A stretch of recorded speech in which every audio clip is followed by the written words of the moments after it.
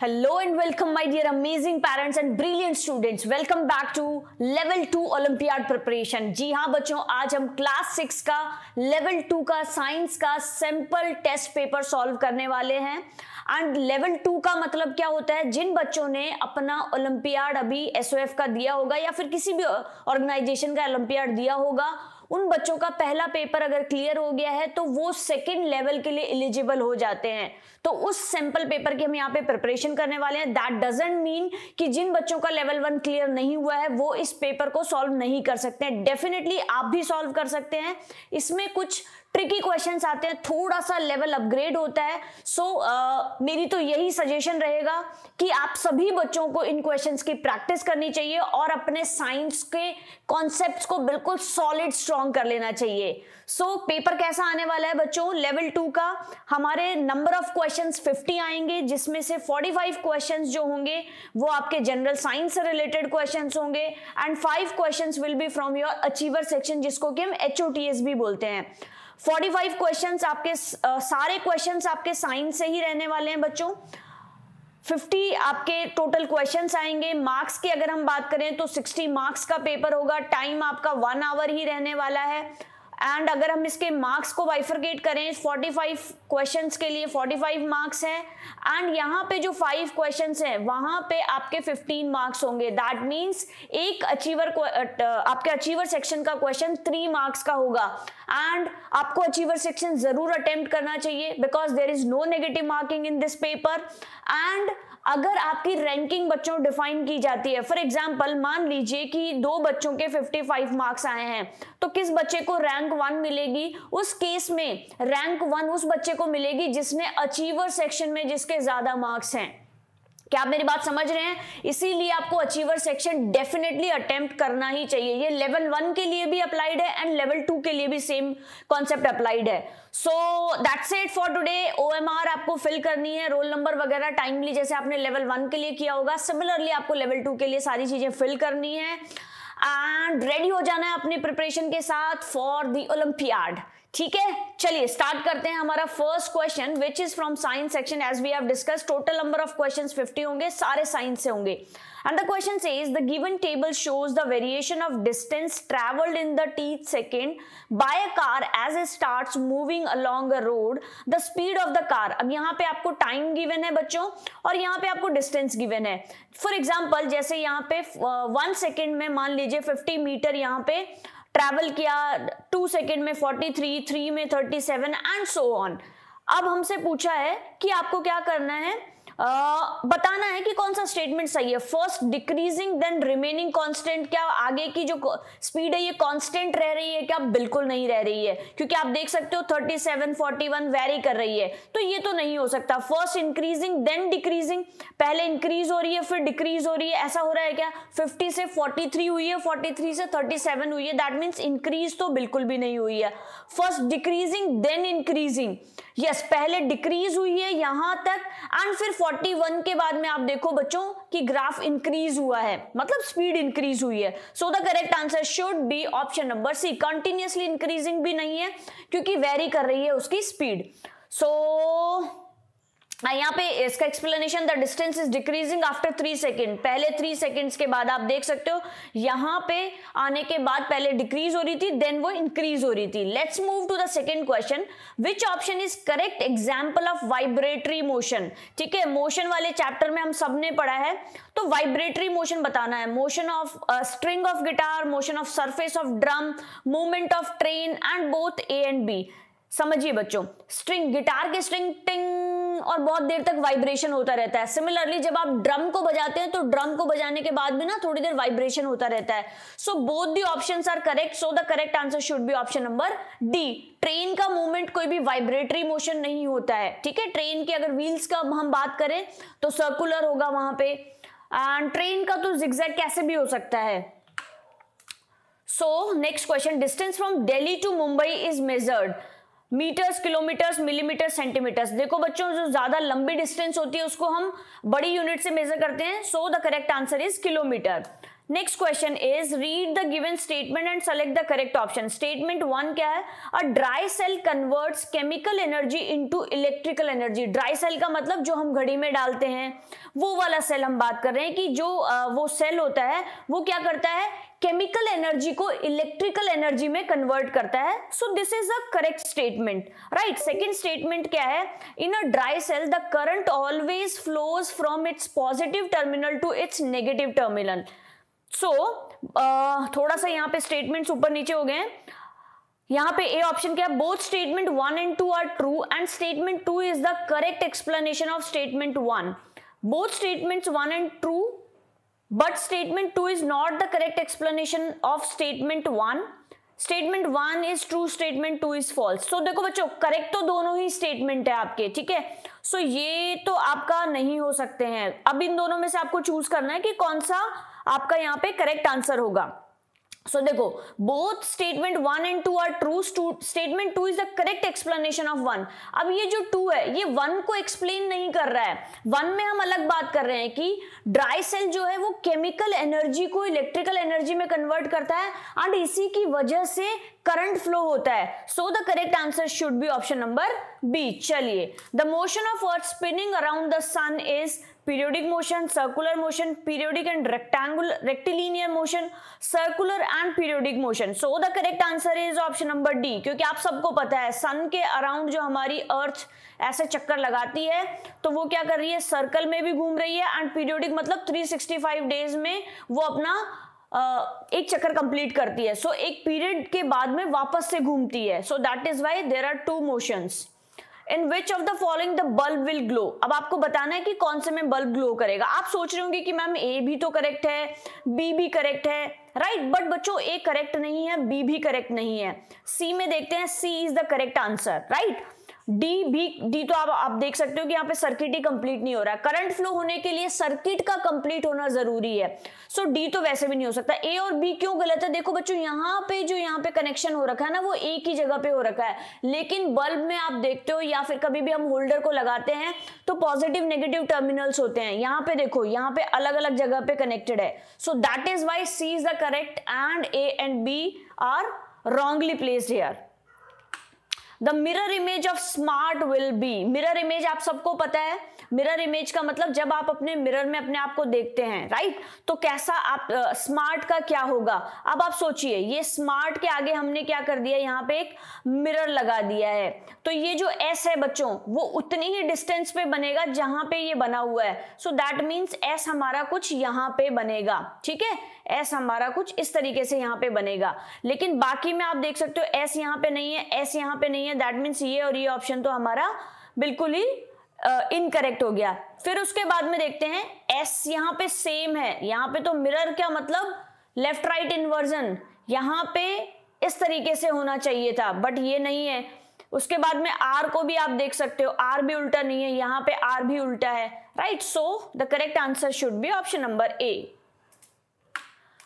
A pinhole camera produces an upside down image of objects. What is the reason behind? आप लोगों ने पढ़ा है लाइट वाले चैप्टर में, पिनहोल कैमरा जो है वो अपसाइड डाउन इमेज बनाता है। Cylinder with small diameter in pinhole camera contains tracing paper, light rays travel in a straight line. In pinhole camera, cylinder with large diameter is covered with silver foil. Cylinder used in cylinder कहाँ use करते हैं हम pinhole camera में? हम simply कैसे image होती है? वैसे करेक्ट आंसर इसका ये है कि लाइट जो है वो हमेशा स्ट्रेट लाइन में ट्रैवल करती है। देखो पिनहोल कैमरा कुछ इस तरीके से होता है, यहाँ पे हम एक लेंस लगा देते हैं, राइट।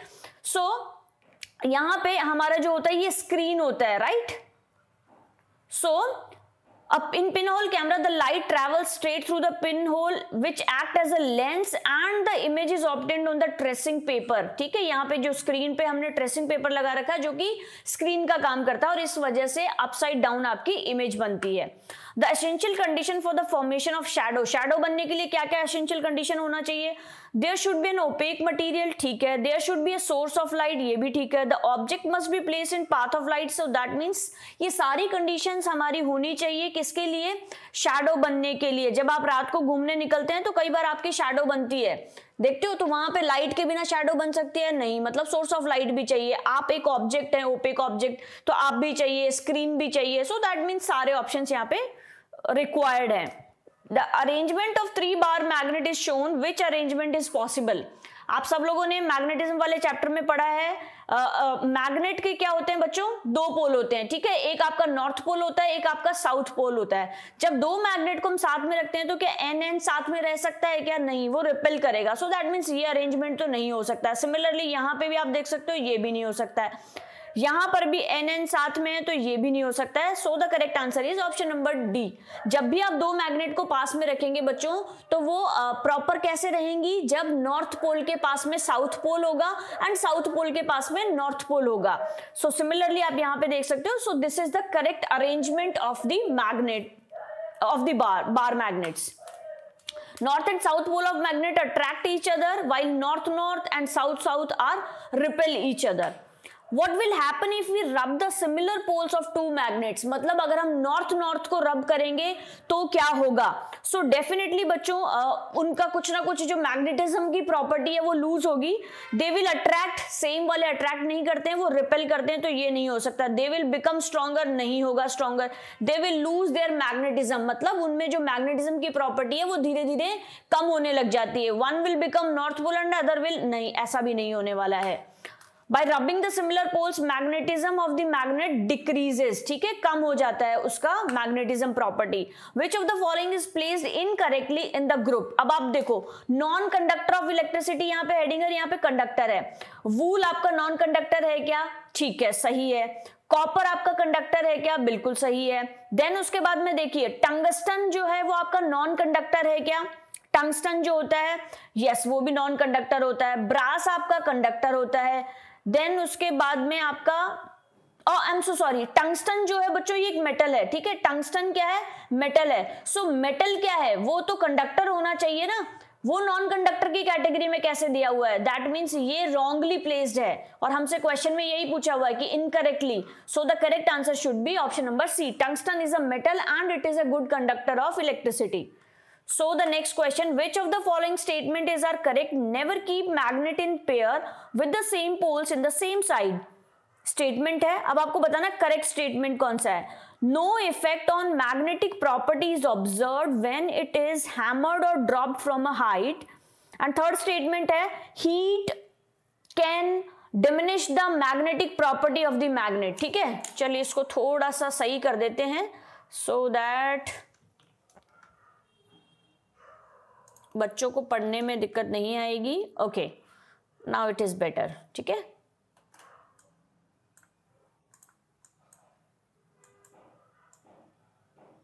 अब आपको बताना है कि कौन सा करेक्ट स्टेटमेंट है। चलिए क्वेश्चन नंबर 13 में है, फर्स्ट है आपका statement, never keep magnet in pair with the same poles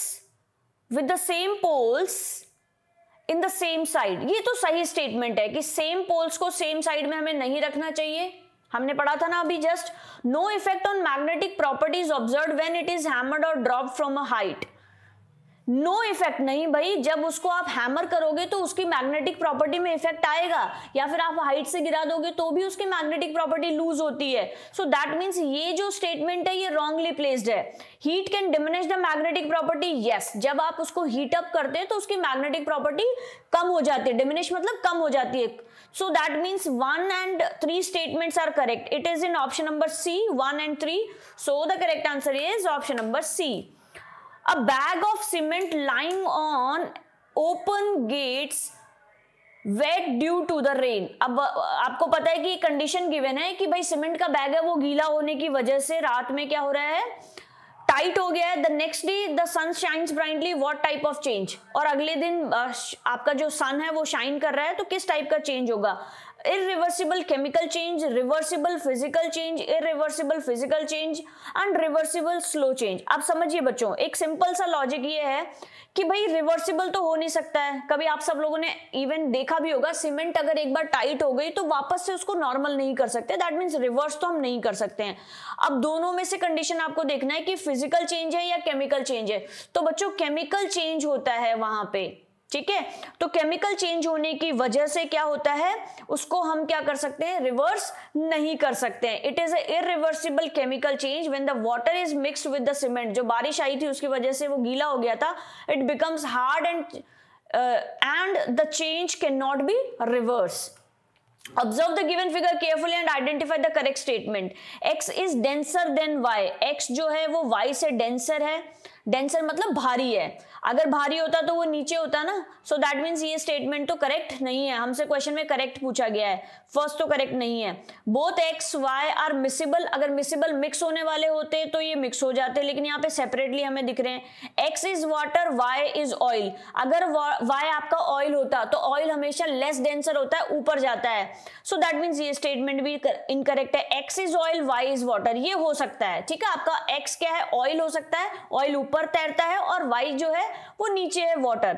both X Y are immiscible liquids. Yes, ये भी स्टेटमेंट सही है क्योंकि ये मिक्स होने वाले लिक्विड्स नहीं है. Y is denser than X, कि जो आपका वाई है वो क्या है? एक्स से डेंसर है.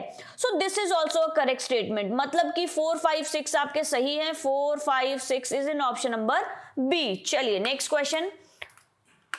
You are provided with the following materials: metal container, magnifying glass, wooden box, muslin cloth, cardboard carton, aluminum foil. Which of the given material are opaque? Opaque मतलब जिसमें से लाइट पास नहीं हो सकती है. जैसे आप ह्यूमन बॉडी भी क्या है? ओपेक है. ये मेरे पास में जो पैड है ये भी क्या है? ओपेक है. इससे लाइट पास नहीं होगी. बट ये जो मेरे पास ग्लासेस हैं, ग्लासेस में से लाइट पास होती है. So that means it is a transparent glasses. So अब आपको बताना ओपेक कौन कौन सा है. तो मेटल कंटेनर जो है वो ओपेक होगा क्या? यस होगा. मैग्नीफाइंग ग्लासेस मतलब जहां पे ट्रांसपेरेंट ग्लास यूज हो रहा है. वुडन बॉक्स भी आपका होगा, ठीक है. देन उसके बाद में मसलिन क्लॉथ क्या होगा आपका? मसलिन क्लॉथ बच्चों, मसलिन क्लॉथ भी ट्रांसलूसेंट होगा. उसमें से थोड़ी लाइट पास होगी, थोड़ी लाइट पास नहीं होगी. सो ट्रांसलूसेंट होगा. कार्डबोर्ड कार्टून भी आपका जो होगा, कार्टन आपका ओपेक होगा. एंड सिमिलरली एल्यूमिनियम फॉइल भी आपका क्या है? ओपेक ही होगी. इसमें से भी लाइट पास नहीं होती है. So that means 1, 3, 5 and 6. 1, 3, 5, 6 is in option number C. It's a easy question guys. आपको बस पता होना चाहिए कि ट्रांसपेरेंट किसको बोलते हैं, ट्रांसलूसेंट किसको बोलते हैं और ओपेक किसको बोलते हैं. एंड फिर इजीली आप इस क्वेश्चन को सॉल्व कर पाएंगे. Kriti took a glass beaker and filled it with clean water. ठीक है, कृति ने एक ग्लास लिया है और उसको क्लीन वाटर से भर दिया है. She put a silver coin in it and looked the coin from the top of the beaker. What would be her observation? भाई उसकी ऑब्जर्वेशन क्या होगी? She could not see the coin properly because water is translucent. ऐसा होता है क्या? water translucent होता है क्या? नहीं. water transparent होता है. She could see the coin clearly because water is opaque. नहीं. She could see the coin clearly because water is transparent. She could not see coin because the coin is transparent. नहीं, ये भी नहीं हो सकता है. ठीक है, बहुत इजी क्वेश्चन है, बहुत अच्छे से आप लोग कर सकते हैं. बस आपको कॉन्सेप्ट्स की क्लैरिटी होनी चाहिए. And I am so proud of you. अगर आप लेवल 2 नहीं भी दे रहे हैं तब भी अगर आप इन क्वेश्चंस के प्रैक्टिस कर रहे हैं, that means you are serious about your study and definitely it will help in your higher classes. अगर आपके कॉन्सेप्ट यहाँ पे स्ट्रांग होते हैं तो डेफिनेटली आपको आगे की क्लासेस के जो ओलंपियाड्स हो या फिर आप कोई भी प्रिपरेशन करना चाह रहे हैं मेडिकल की, IIT की, सो डेफिनेटली ये जो चीजें हैं वो आपको हेल्प करेगी फ्यूचर आपके प्रिपरेशंस में. While lighting a candle, Nitin observed the following changes. Wax was melting, candle was burning, size of the candle was reducing, melted wax was getting solidified. अब आपको बताना है कि कौन से ऐसे changes हैं that cannot be reversed, जिसको कि हम reverse नहीं कर सकते हैं. ठीक है, सो क्या होना चाहिए इसका correct answer? Wax was melting. Melt जो हो रही है उसको तो हम वापस से इसको हम रिवर्स कर सकते हैं. ठीक है, कैंडल वॉज बर्निंग. देखो एक बार कैंडल बर्न हो गई तो ये वापस से रिवर्स नहीं होगी. देन उसके बाद में size of the candle was reducing. अगर एक बार साइज छोटी हो रही है तो वापस से हम उसको बड़ी नहीं कर सकते हैं. Melted wax was getting solidified. तो सॉलिडिफाइड को हम वापस से मेल्ट कर सकते हैं. दैट मीन्स ये रिवर्सिबल है. बट ये दोनों जो ऑप्शन है ये इररिवर्सिबल है and it is in option number B. So the correct answer is option number B. आप लोग मुझे बता सकते हैं अगर स्पीड ज्यादा है, स्पीड कम है, सो दैट हम नेक्स्ट वीडियोस में आप लोगों के जो भी रिक्वायरमेंट्स है उसको थोड़ा सा ध्यान में रखते हुए मेजॉरिटी स्टूडेंट्स को फोकस करते हुए चीजों को थोड़ा इंप्रूव कर सकते हैं. और नेक्स्ट वीडियो आप किस टॉपिक पे चाह रहे हैं वो भी आप मुझे कमेंट सेक्शन में सजेशंस में बताएं. हम लोग कोशिश करेंगे कि नेक्स्ट वीडियो उस टॉपिक पे बनाएं. The step involved to obtain clear water from sample of muddy water are respectively. अब कौन कौन सी स्टेप्स होनी चाहिए, जो मडी वाटर है उसको आपको क्या करना है, क्लियर बनाना है. सो हम लोगों ने अपने जो क्लीनिंग की प्रोसेसेस होती है, सेपरेशन ऑफ सब्सटेंस में हमने पढ़ा है बहुत सारी टेक्निक्स. सेडिमेंटेशन होगा, फिल्ट्रेशन होगा, सीइंग होगा, फिल्ट्रेशन होगा, क्या होगा, फटाफट से, बहुत इजी क्वेश्चन है, मुझे कमेंट सेक्शन में इसका आंसर आप लोगों को बताना है. It's a very easy question. ठीक है, सबसे पहले उसको क्या करना होता है, सेटल डाउन करना होता है, फिर क्या करना होता है, अब आप सब मुझे आंसर इसका कमेंट सेक्शन में जरूर बताएंगे. 19th क्वेश्चन का, read the given statements and mark the correct option. Statement 1 says some changes that do not result in the formation of new substances called chemical changes, and statement 2 is physical changes are temporary changes. अब आपको बताना है both statement 1 and 2 are. अब आप देखो बच्चों, इसमें एक इंपॉर्टेंट बात, कितने डिफरेंट वैरायटी के क्वेश्चंस आ रहे हैं. कभी स्टेटमेंट बेस्ड आ रहे हैं, कभी आपके सिंपल डायरेक्टली ऑप्शंस दे रहे हैं, कभी आपको इमेज दे के क्वेश्चंस पूछेंगे, कभी आपको फिल इन द ब्लैंक्स के फॉर्म में पूछेंगे, कभी आपको पैसेज के फॉर्म में पूछेंगे. इससे आपकी क्रिटिकल थिंकिंग भी डेवलप होती है. So it's a very good thing कि अगर आप ऐसे क्वेश्चंस की प्रैक्टिस करते हैं. सो अब यहाँ पे देखो, फिजिकल चेंजेस टेम्परेरी चेंज होते हैं. Yes, this is a true statement. Some changes that do not result in the formation of new substance are called chemical change. अब देखो भाई, कोई नया सब्सटेंस बनेगा ही नहीं तो वहां पे केमिकल चेंज कैसा होगा. केमिकल चेंज का मतलब है वहां पे एक नया सब्सटेंस बनेगा ही बनेगा. जैसे दूध से दही बनता है तो वहां पे केमिकल चेंजेस हुआ है, उसके टेस्ट में चेंज आया है. सो दैट मीन्स ये स्टेटमेंट यहाँ पे इनकरेक्ट गिवन है. अब आप देखो, statement 1 is false and statement 2 is true. So that is why D is the correct answer.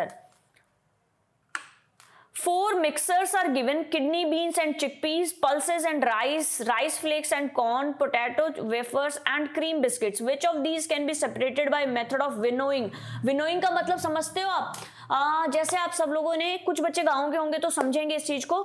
जब गेहूं को साफ करते हैं हम, ठीक है, तब आपने देखा होगा कि पुराने टाइम पे जो महिलाएं होती थी वो क्या करती थी, इस तरीके से कुछ आपने देखा होगा, इवन आपकी टेक्स्ट बुक में भी होगा, इस तरीके से वो गेहूं को डालती थी. उससे क्या होता था, जो उसके हल्के वाले पार्टिकल्स होते थे वो सेपरेट आउट हो जाते थे और जो व्हीट होता था या गेहूं होता था वो सेपरेट हो जाता था. दैट मीन्स ये भी एक सेपरेशन टेक्निक है. तो वहां पे क्या होता था, ये एक सेपरेशन की टेक्निक हम यूज करते थे. सिमिलरली यहां पे हम किसको करेंगे, तो यहां पे देखो आप, राइस फ्लेक्स, पोटैटो वेफर, लेकिन कॉर्न को कैसे करोगे आप, कॉर्न तो बहुत ही सॉलिड होता है. ठीक है, सो अच्छा चलो स्टार्टिंग से करते हैं. किडनी बीन्स एंड चिकपीस दोनों सॉलिड होते हैं. ठीक है, सो दैट मीन्स ये तो नहीं हो सकता है. देन उसके बाद में है पल्सेस एंड राइस, ये भी दोनों सॉलिड होते हैं. यहां पे यस, ये हो सकता है आपका बच्चों, राइस फ्लेक्स एंड कॉर्न, इसको आप सेपरेट आउट कर सकते हो एंड ये भी करेक्ट है, potato wafers and cream biscuits. अब आप सोचोगे कि क्रीम बिस्किट्स को कैसे करेंगे, तो क्रीम बिस्किट्स में भी आप देखो 2 तरह के बिस्किट्स हो जाएंगे ना, एक पे जिसपे क्रीम लगी हुई है, एक जिसपे की क्रीम नहीं लगी हुई है. दैट मीन्स उसको सेपरेशन करना आसान है. जो हैवी होंगे वो सेपरेट आउट हो जाएंगे और जो हल्के होंगे वो भी अलग हो जाएंगे. सो इस तरीके से विनोइंग की प्रोसेस से हम क्या कर सकते हैं, 3 और 4 को सेपरेट आउट कर सकते हैं. So the correct answer should be option number D. Mixture of rice flakes and corn and potato wafers, cream biscuit can be separated by winnowing because there is difference in weight of the 2 components. जहां पे भी 2 components के wait में difference है, that means हम उनको separate out कर सकते हैं. One is being lighter and other is being heavier. 1 word answer is given for few statements. अब आपको रॉन्ग आंसर चूज करना है. हमेशा एग्जाम का पहला रूल होता है बच्चों, read the question very carefully, जो हमें बचपन से मम्मा ने भी सिखाया है. क्योंकि कई बार हमें क्या होता है, फटाफट से हम क्वेश्चन पढ़ते हैं, क्वेश्चन में हमने रॉन्ग पढ़ा ही नहीं और सही स्टेटमेंट को जाके पहले ही हमने फटाफट से फर्स्ट स्टेटमेंट को ही करेक्ट करके आगे क्वेश्चन में बढ़ गए. फिर बाद में पता लगता है कि ओ ये क्वेश्चन कैसे गलत हो गया, हमने तो क्वेश्चन ही ढंग से नहीं पढ़ा. सो this is a very important suggestion. A change in which a new substance is formed, तो भाई वो तो होता ही है, केमिकल चेंज में क्या होता है आपका, एक नया सब्सटेंस बनता है. So that means it's a correct statement. Reduction in size due to decrease in temperature is called expansion. नहीं भाई, अगर टेम्परेचर इंक्रीज होता है, जैसे आपने रेलवे ट्रैक्स में देखा होगा, समर्स में वो क्या हो जाती है, एक्सपैंड हो जाती है.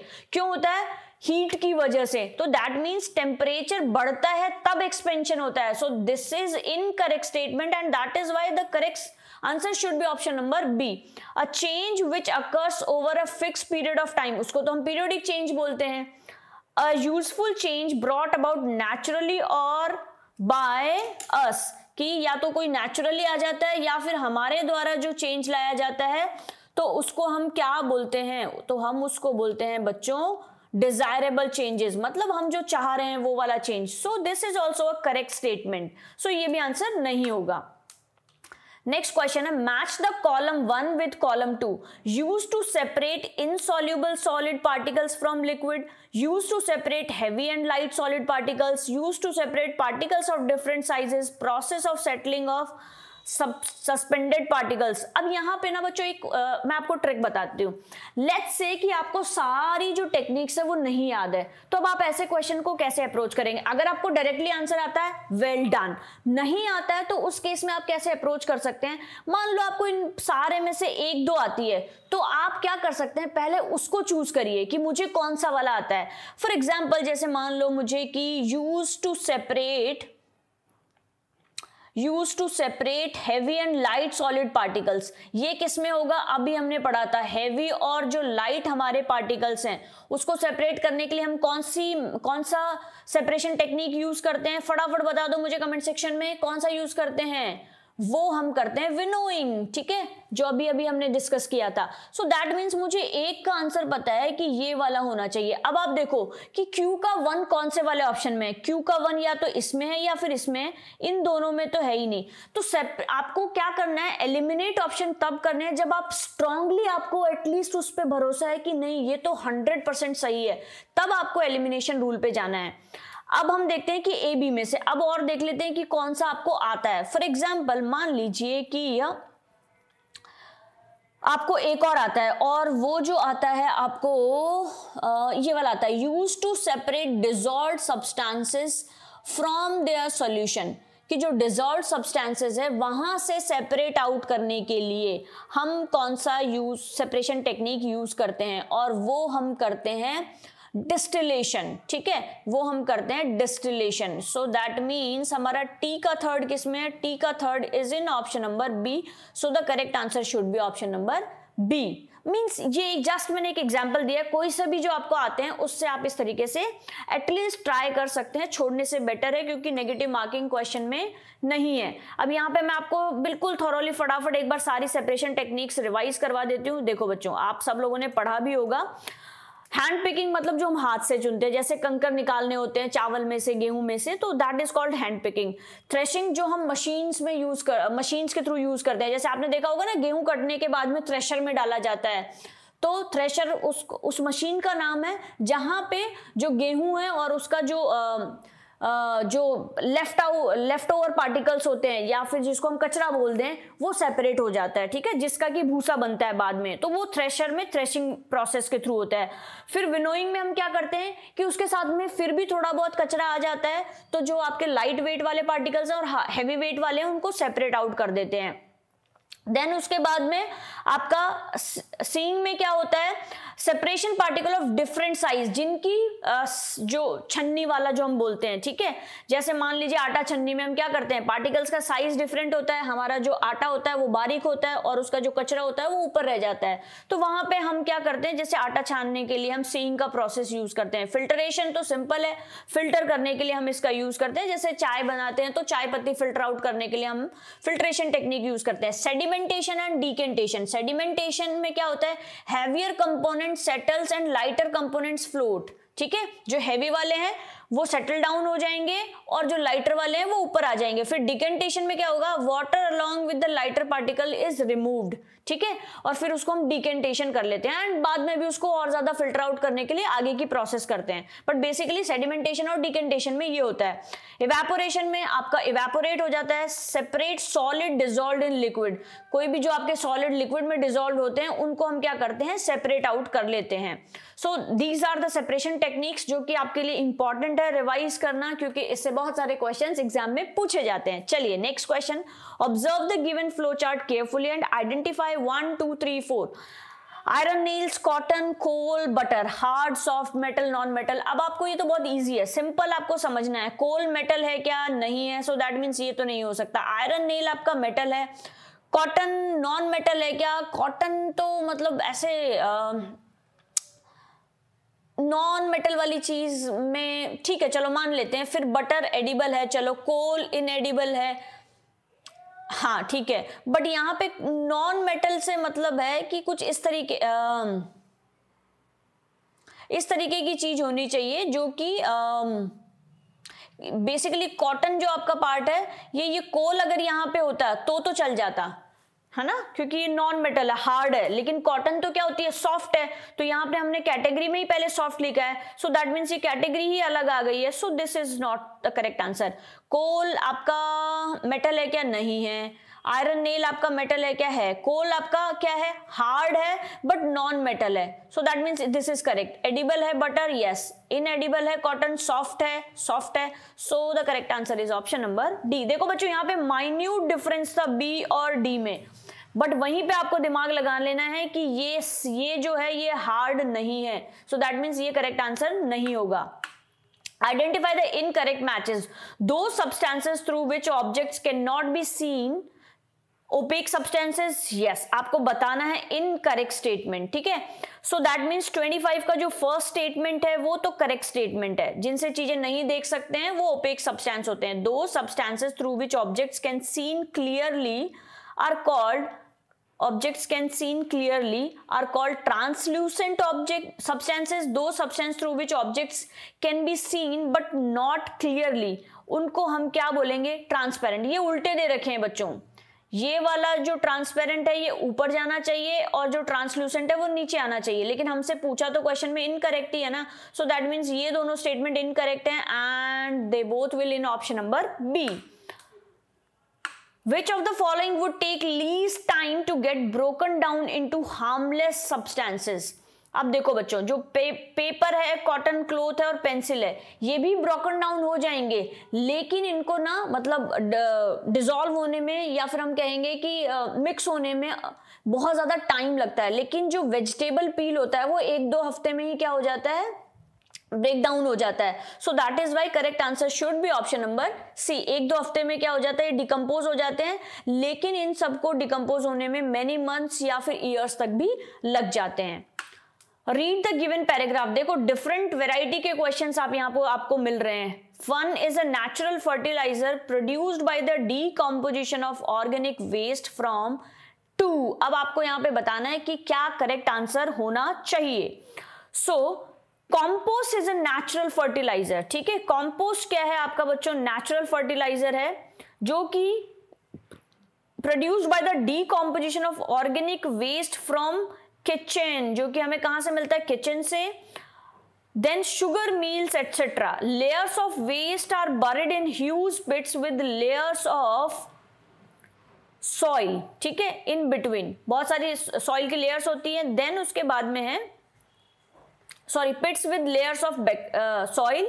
देन उसके बाद में bacteria present in soil act on the waste and convert it into what? Convert it into compost. This process is what? 6th number पे क्या है आपका? कंपोस्टिंग। इस पूरी प्रोसेस को हम क्या बोलते हैं? कंपोस्टिंग। तो बेसिकली इसके लिए आपको बेसिक कॉन्सेप्ट पता होना चाहिए कि मेन्योर क्या है, कंपोस्ट क्या है, ठीक है, और कंपोस्टिंग क्या है, वर्मी कंपोस्टिंग क्या है, तभी आप इस क्वेश्चन को एग्जैक्टली सॉल्व कर पाओगे। चलिए, match column 1 with column 2 and select the correct option. Trace gases released from burning of coal and diesel required for plant growth, respiration and combustion. Again same type of question. अगर आपको सारे नहीं आते हैं तो क्या करोगे? Required for plant growth, हमें पता है कि plant growth के लिए हमें नाइट्रोजन चाहिए। सो फटाफट से हमें देख लेना है कि D का 1 किस ऑप्शन में है। सो D का 1, आई एम सो सॉरी, C का, ओके गलती से C का 1 किस में है? C का 1 is in option number B and D। So A और C को तो आपने एलिमिनेट कर दिया। फटाफट से देखो, रेस्पिरेशन एंड कंबशन। रेस्पिरेशन के लिए हमें क्या चाहिए होता है? ऑक्सीजन चाहिए होता है। सो D का 5 is in option number B। चलो और बाकी चेक कर लेते हैं। Release from burning of coal and diesel. Burning of coal and diesel से क्या निकलता है? रिलीज ऑफ बी का आपका होना चाहिए कार्बन डाइऑक्साइड। सो बी का 2। So that is why the correct answer is option number B. About 2/3 of the earth's surface is covered with water. Still most of the water is unfit for human consumption, why, कि भाई इतना सारा water है फिर भी हम बोलते हैं कि पानी कम है, पानी बचाओ, और वो वाटर हमारे लिए अनफिट है। क्यों है ऐसा, चलिए समझते हैं। Most of the water is in frozen state, कि ग्लेशियर में जो सारा वाटर है वो फ्रोजन स्टेट में है। Most of the surface water percolates to deeper layer of soil known as underground water. Water is polluted due to presence of dissolved and insoluble impurities. या फिर डी ऑप्शन है, most of the surface water is in ocean seas and has salt dissolved in it. क्या लगता है आप लोगों को, क्या आंसर होना चाहिए? So the correct answer should be option number D. भाई ओशियंस की फॉर्म में अवेलेबल है ना हमारे यहाँ पे, so that is why हम उसको अभी ये बोल रहे हैं कि वो अनफिट है हमारे पीने के लिए। So the correct answer should be option number D. आप इसको रीजन को भी यहाँ पे पढ़ सकते हैं। Which of the following statement is incorrect? Uneven distribution of water on earth result in flood and droughts. Nitrogen fixing bacteria are present in roots and leaves of the leguminous plant. Red worms help in making compost from organic waste. Biomedical waste like, ठीक है, तो क्या correct answer होना चाहिए? Incorrect पूछा, तो आपको incorrect बताना है। इनकरेक्ट स्टेटमेंट है ऑप्शन नंबर बी। क्यों है incorrect? Nitrogen fixing bacteria present only root nodules of leguminous plant and not in leaves, लेकिन यहाँ पे तो बोला है कि लीव्स के अंदर भी है, so that is why this statement is incorrect. And correct answer, which of the following joint help in bowler in swimming? His arms of a swimmer rotating his arm. भाई स्विमर के लिए ये जो rotation में help कर रहा है वो कौन सा वाला जॉइंट हेल्प करेगा? या फिर मैं कहूँ कि एक जो बॉलर बॉल करता है उसके लिए भी कौन सा, वो आपका होता है यहाँ पे शोल्डर में बॉल एंड सॉकेट जॉइंट। यहाँ पे आप टच करके देखो, एक बॉल होती है और उसके अंदर इस तरीके से जैसे हम सॉकेट में लगाते हैं ना, वैसे सॉकेट में बॉल लगी हुई रहती है। So the correct answer is ball and socket joint. Now एक आपको पिक्चर गिवन है, उससे दो क्वेश्चंस पूछे हैं। क्या है? Which labelled part of fish enable it to take in gas which also help in combustion, कि भाई कौन सा वाला पार्ट हेल्प करता है उसको? वो करता है पार्ट 1, आप सभी को पता है ना, यहाँ पे गिल्स होते हैं और उसको ब्रीदिंग में हेल्प करते हैं। सो gas that helps in dissolve, जो भी उसके अंदर गैस होती है, सो दैट वो इजीली वहां से क्या कर सकती है, ब्रीथ कर सकती है। क्वेश्चन नंबर 2 है, what is the function of 2 and 4? 2 and 4 का फंक्शन क्या है? तो ये फिन्स है। फिन्स का क्या होता है बच्चों? उसको इजीली स्विम करके डायरेक्शन में हेल्प करती है। दे मेंटेन बॉडी शेप नहीं, they help to maintain water balance नहीं, they help to change direction while swimming. Yes, fins का काम यही है कि इजीली वो स्विम कर पाए, डायरेक्शन चेंज कर पाए। So the correct answer is option number C. Which of the following statements are correct regarding the life cycle of a butterfly? It involves 4 stages. Caterpillar resembles young butterfly. No, no, no. Young butterfly की तरह caterpillar दिखता है क्या? Caterpillar तो हम सबको पता है, बचपन में हम सब ने caterpillar के टॉयज के साथ खेला है। चलिए, देन उसके बाद में है the eggs grow into larva which turns into pupa. So they statement 1 and statement 3 are the correct statements. So 1 and 3 is in option number B. चलिए नेक्स्ट क्वेश्चन है, which adaptation does the given plant show in order to survive in xerophytic conditions? कौन सी adaptation इसको help करती है xerophytic conditions में? So stem is fleshy and swollen and is covered with thick waxy layer to retain water. Leaves are reduced to spine to prevent water loss transpiration. Well developed and deep penetration roots to absorb water from the soil.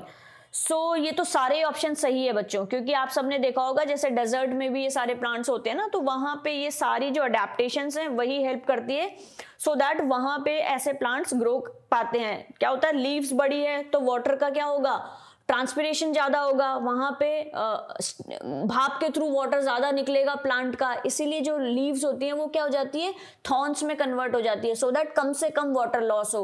और बहुत ज्यादा deep होते हैं, सो आसपास में भी अगर water available हो तो वहां से वो वाटर ले पाए। और उसके अलावा वहां पे आप देखना वो जो उनकी स्टेम होती है वो फ्लैशी एंड स्वॉलन होती है, ठीक है, फ्लैशी एंड स्वॉलन होती है, सो दैट वो वाटर को रिटेन करके रखें। चलिए नेक्स्ट क्वेश्चन है, select the correctly matched pair, free floating plant, hydrilla, submerged plant, tape grass, rooted floating plant, water lily. अब आप सोच रहे होंगे मैम वाटर लिली तो हमने देखा हुआ है, तो वो तो सही है, रूटेड फ्लोटिंग प्लांट कि वो फ्लोट करता है, लेकिन ये दोनों प्लांट हमें थोड़ा कंफ्यूजन है कि दिखते कैसे, तो पहले हम इनको देख लेते हैं। ये देखो, आप देख लो हाइड्रेला को और टैप ग्रास को, ठीक है, ये टैप ग्रास है, ये आपका हाइड्रेला है। तो हमसे क्वेश्चन में पूछा है free floating plant, submerged plant, तो ये तो सबमर्ज्ड है, ठीक है, सबमर्ज्ड मतलब पानी के अंदर है। अब हमसे क्वेश्चन में पूछा है कि ये फ्री फ्लोटिंग है, फ्री फ्लोटिंग थोड़ी हाइड्रेला, ये तो सबमर्ज्ड है, ठीक है, ये तो सबमर्ज्ड है, वाटर के अंदर ही है, सो दैट इज व्हाई ये जो फर्स्ट है आपका, ये क्या है, select the correctly matched pair, ये आपका करेक्ट मैच नहीं है, सो 2 और 3 किसमें है, 2 and 3 is in option number A. Green plants are known as producers. They prepare more food as they need. The extra food is stored in different parts of plant. Identify the part of the plant from which the following food P, Q, R, S are obtained and select the correct option. अब आपको बताना है P क्या है, Q क्या है, R क्या है, S क्या है। सिंपल R क्या है बच्चों, फ्लावर है, ये देख रख सकते हो आप, ब्रोकली एंड कॉलीफ्लावर। तो आर फ्लावर किस में है, आर फ्लावर फर्स्ट 2 ऑप्शन में है, सी और डी को तो एलिमिनेट कर दिया। देन उसके बाद में एस सीड, अच्छा ये भी चालाक है, पूरा जो इजी हो सकता है वो पूरा सेम दे रखा है। चलिए अब यहाँ पे बच्चों को थोड़ा सा कंफ्यूजन हो जाता है, पोटैटो जो होती है बच्चों स्टेम होता है, वो हम सबको याद रखना है। एंड सिमिलरली यहाँ पे क्लोव लेसन भी गिवन है, ये भी स्टेम होता है। ये जो गाजर है और ये शायद बीटरूट है, ये दोनों रूट होती है, ठीक है। So the correct answer is option number B, 37 का आंसर होगा बी। चलिए observe the given Venn diagram, fruit source of carbohydrate, keep eyes and skin healthy, कौन रखता है, papaya, coconut, orange, guava. So source of carbohydrates and eyes को and skin को, इसके लिए मतलब विटामिन ए। विटामिन ए किस में होगा, ऑरेंज में होगा क्या, गुआवा में, कोकोनट में, वो होता है पपाया में, और ये इसमें कार्बोहाइड्रेट्स भी होते हैं, इसीलिए करेक्ट आंसर आपका ऑप्शन नंबर ए है। Observe the given experiment figure carefully, what does this experiment prove? Sample X can be mashed banana, X can be crushed pulses, X can be butter and X can be groundnut oil। देखो यहाँ पे क्या हो रहा है, जैसे इसको Benedict solution इसमें डाला और शेक किया तो रेडिश ऑरेंज कलर हो गया है। तो रेडिश ऑरेंज कलर कब होता है, वो होता है आपका कार्बोहाइड्रेट जब प्रेजेंट होता है, तो बनाना के अंदर कार्बोहाइड्रेट होता है। So that is why the correct answer should be option number A, कि ये जो सॉल्यूशन होगा वो बनाना का होगा। जैसे उसमें बेनेडिक्ट सॉल्यूशन डालेंगे तो वो क्या कर लेगा, वो रेडिश ऑरेंज कलर में चेंज हो जाएगा due to the presence of carbohydrates. Haemoglobin and antibodies are क्या है, ये क्या है आपके, कार्बोहाइड्रेट्स हैं, प्रोटीन्स हैं, लिपिड्स हैं, या फिर नन ऑफ दीज है। इजी क्वेश्चन है, it's these are the proteins of your body. Roughage has no nutritive value yet it is needed by our body. Which of the following gives the correct reason for this statement? भाई roughage क्यों जरूरी है अगर इसमें कोई nutritional value नहीं है? It is required for hemoglobin formation, नहीं भाई। It helps to transport substance within the body, नहीं। It helps to maintain constant body temperature, नहीं। It helps to get rid of undigested food, मतलब हमें बोला जाता है फ्रूट्स को आपको होल खाना चाहिए, वो ज्यादा इंपॉर्टेंट होता है। जूसेस से आपके क्या हो जाता है, रफेज हट जाते हैं।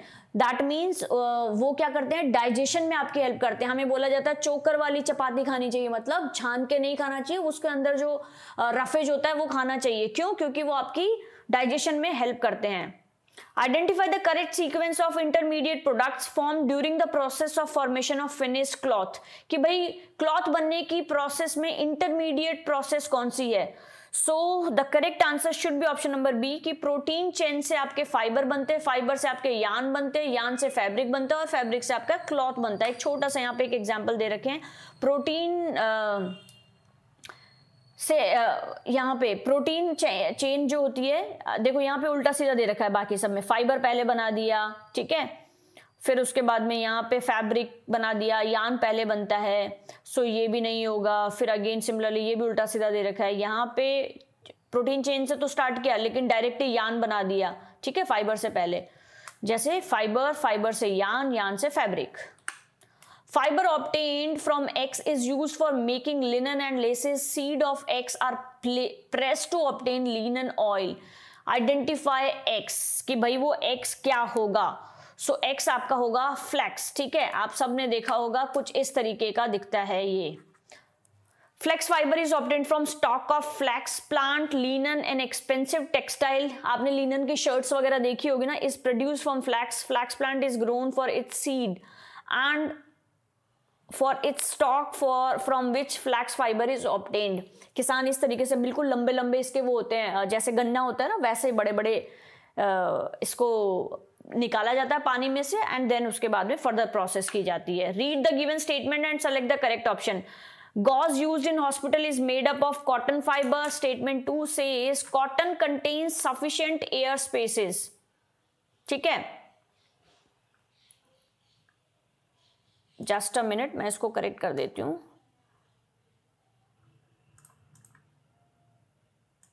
चलिए, अब है both cotton contains sufficient air spaces between its fiber. Both statement 1 and 2 are true and 1 and 2 are and statement 2 is the correct explanation of statement 1. Both are true but statement 2 is not the correct statement.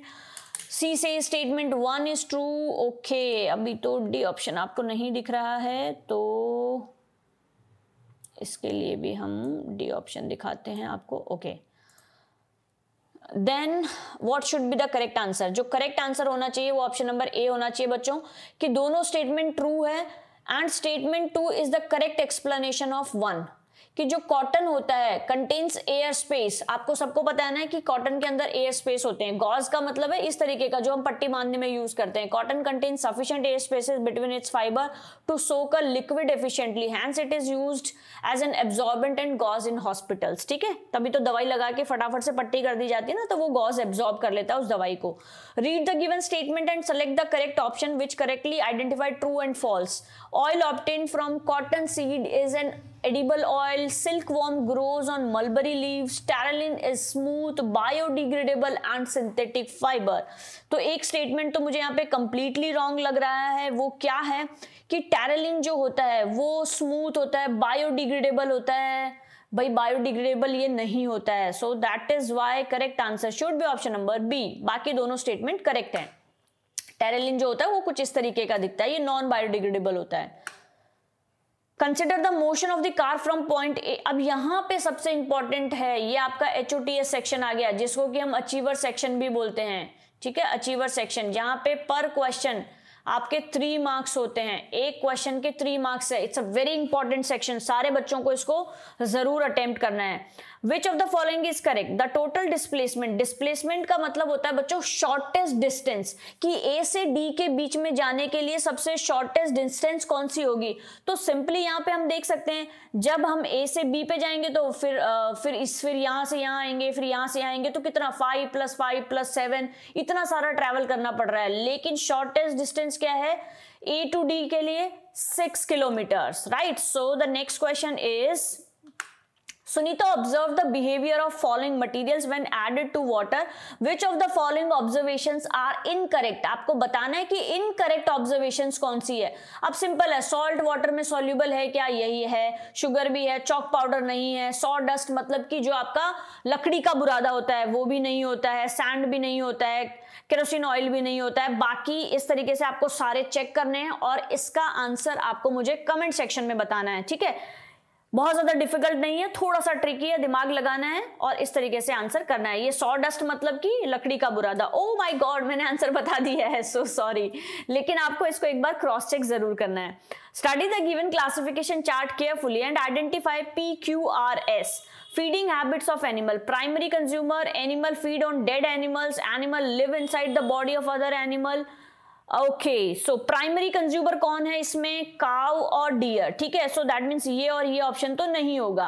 Then देखते हैं animal feeds on dead animals, कि dead animals पे कौन feed करता है, बता दो फटाफट से। वो कौन करते हैं, वो वल्चर। ठीक है, सो देन उसके बाद में animals live inside the body of other animals to get food, कि भाई कौन जहां से उनको अदर एनिमल से फूड मिलता है वो होते हैं आपके टैप वॉर्म। ठीक है, देन उसके बाद में animals eating both plants and other animals, omnivores, crow, human beings, ये सब कौन होते हैं, ओमनिवोर्स होते हैं। So the correct answer is option number D. ये इसका एक्सप्लेनेशन है। हर्बीवोर फीडिंग ऑन प्लांट्स हम सबको पता है, जिनको हम प्राइमरी कंज्यूमर्स बोलते हैं, जैसे कि cow, deer, goat, sheep etcetera. Scavengers such as vulture, jackal, hyena feeds on dead remains animals. Parasites जो होते हैं such as hookworm, tapeworm, roundworm lives inside the body of other living organisms and eat the food digested by the host. Omnivore जो हमने बोला कि हमेशा plant और animals दोनों को खा सकते हैं, जैसे कि बेयर हो गया, क्रो हो गया, ह्यूमन बींग्स हो गए।